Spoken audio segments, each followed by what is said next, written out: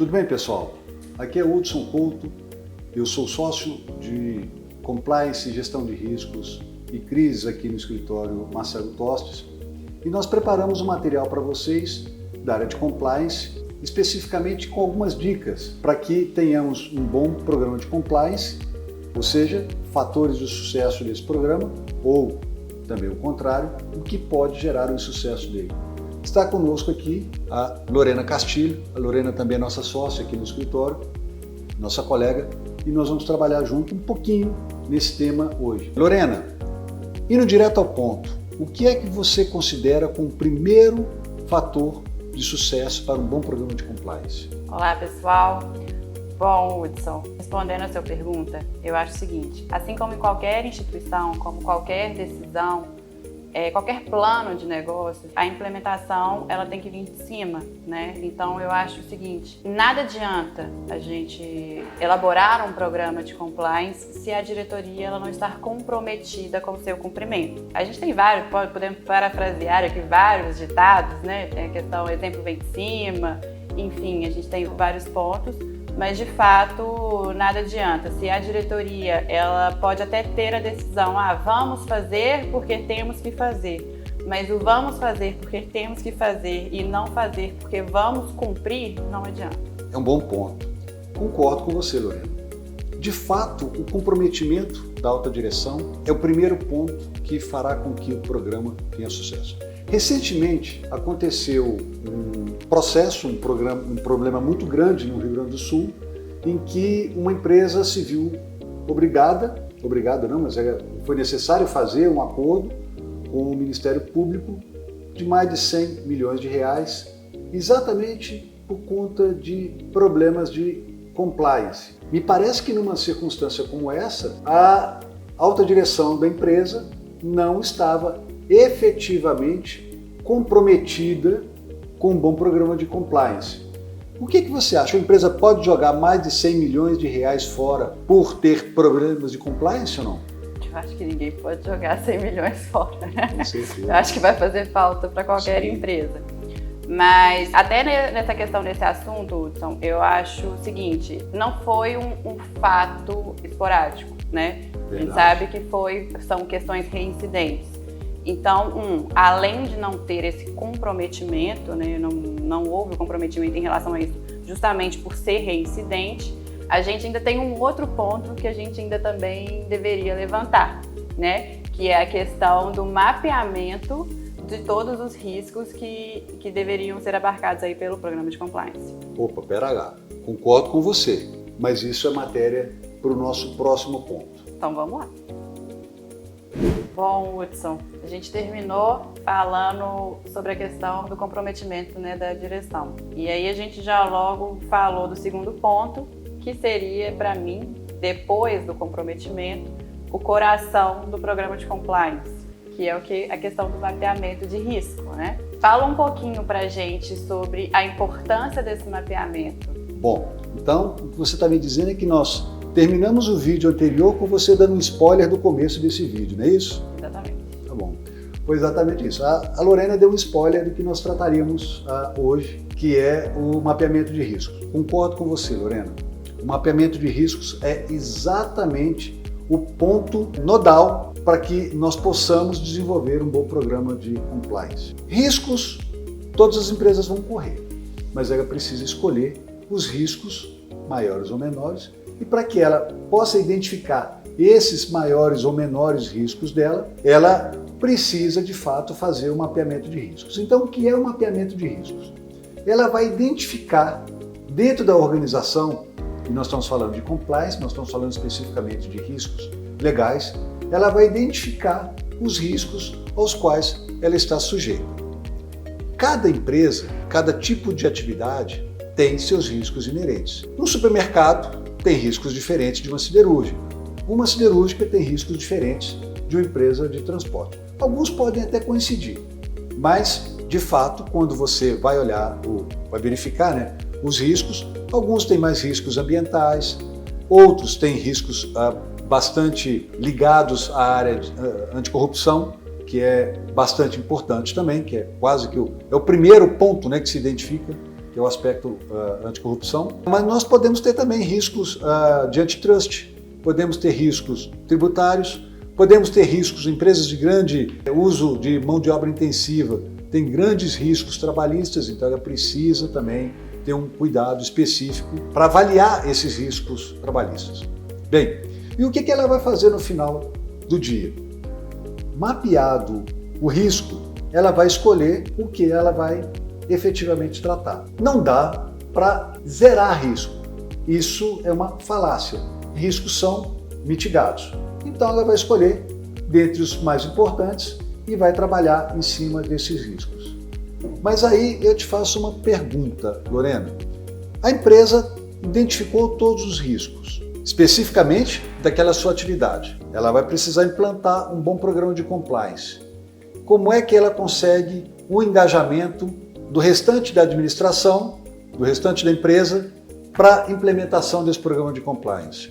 Olha, Hudson, eu acho que o principal engajamento que a gente tem, tanto pela dor quanto pelo amor, né, que a gente começou falando disso, vai ser sempre pela questão monetária. Seja para não perder, né, que a gente já está aqui tratando a questão do risco, seja para ganhar. Eu acho que tem uma pega na questão do compliance que as pessoas às vezes acabam não compreendendo, né? Eu acho que tratam o compliance mais como uma mitigação para não se perder, mas esquecem que pode ser também uma forma de ganhar. Perfeito. Pessoal, a Lorena não deu spoiler hoje não, mas então daqui a pouco, daqui a alguns dias, nós vamos falar do terceiro ponto que nós consideramos como fundamental para um bom programa de compliance. Até a próxima. Mais uma vez, tudo bem, pessoal? Nós terminamos com outro spoiler da Lorena. Mas é bom, porque isso gera uma ideia, né, do que a gente vai falar no próximo episódio. Esse é o terceiro episódio e nós vamos tratar hoje um pouco sobre como engajar empresa. Bom, o programa de compliance está pronto. A Lorena já identificou lá motivações para que o programa de compliance seja implementado. Mas, Lorena, as pessoas precisam participar desse programa de compliance. O que você acha o que você considera como importante para que tenha efetivamente o engajamento do restante da empresa para a implementação do programa de compliance? Bom, voltando, né, eu já adiantei. Eu acho que, infelizmente ou felizmente, a questão da motivação hoje, ela vem diretamente ligada à parte financeira. Então, assim, a gente não pode tratar essa questão do compliance apenas como perda. A gente tem que mitigar riscos, então, por isso a gente está aqui com o programa de compliance. Ele vai muito além disso. O programa de compliance, ele gera um valor, ainda que indiretamente, para a instituição. Porque como? A gente sabe que, bom, se uma empresa hoje ela pratica atos de corrupção, quebra. Se a empresa tem trabalho escravo, quebra. Enfim, eu acho que são vários pontos que, em virtude de não praticar, né, de não implementar e de não ter um programa de compliance hoje no mercado, ele simplesmente, a empresa ela passa a perder receitas, obviamente, não só em virtude de penalidades, tá? E aí a gente voltando ao primeiro exemplo que a gente teve, mas também ela passa a perder clientes, ela passa a perder faturamento.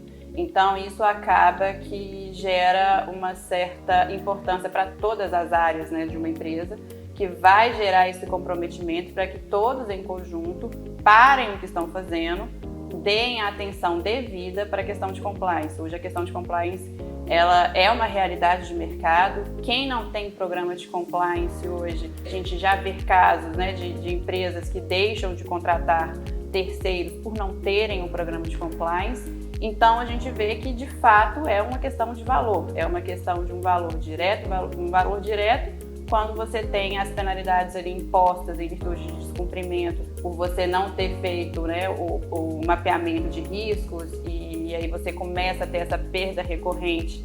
Então você tem essa perda direta e você tem a perda indireta quando terceiros passam a não te contratar, a não fazer negócio, porque você simplesmente não tem aí um programa de compliance. Perfeito. Lorena, de fato, o programa de compliance não pode ser um programa do setor de compliance. Ele precisa ser entendido como um programa da empresa. E essa geração de valor do negócio é fundamental para que tenhamos efetivamente o engajamento dos demais setores. A contabilidade, o jurídico, a área de vendas, o financeiro serão demandados por treinamento, serão demandados por auditores, serão demandados por preenchimento de relatórios.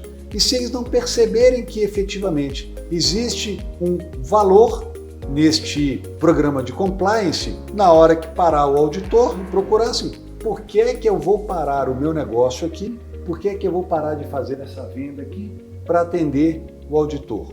Bem, então por que eu vou ter que parar de fazer a minha venda aqui para fazer o treinamento de compliance?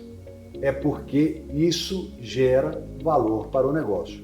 Então o programa de compliance precisa efetivamente demonstrar a geração de valor do negócio, a importância para que seja um programa da empresa e não do setor de compliance.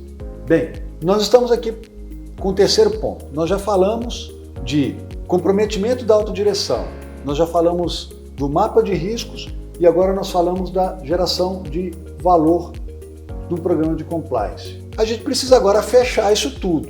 Então, no próximo ponto, Lorena, nós vamos tratar de como é que a gente fecha esse programa como um todo e o último ponto de importância para um bom programa de compliance e o seu bom funcionamento.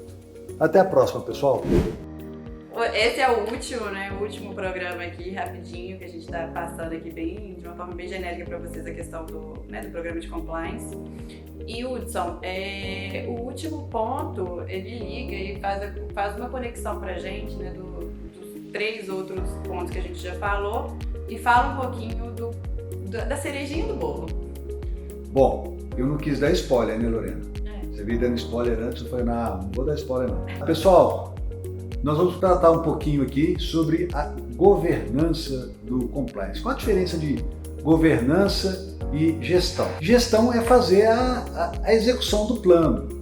Você tem ali um plano você tem um mapeamento de riscos, você tem um plano de implementação e você promove as ações e você executa as ações para implementar o plano de compliance. Isso é gestão. Governança é maior. Governança vai lidar com os stakeholders. Como assim?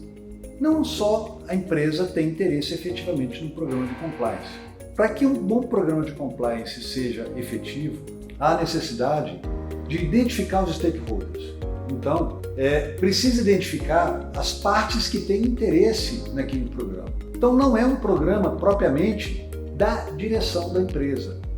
Um programa de compliance efetivo precisa ser feito um programa amplo. Considerar fornecedores, considerar os clientes, considerar os funcionários, considerar às vezes os vizinhos. Então, o que é uma boa governança do compliance? Construir um programa em que todos esses stakeholders, todas essas partes interessadas no efetivo cumprimento da legislação pela empresa, e aí, evidentemente, lá no mapeamento de riscos isso também vai ser identificado, porque se é um grande risco a parte trabalhista, os funcionários também precisam participar da construção do programa de compliance. Se há riscos efetivos com a vizinhança, riscos jurídicos nós estamos falando, essas pessoas também precisam ser ouvidas para a criação de um bom programa de compliance. Então isso é governança. Por quê?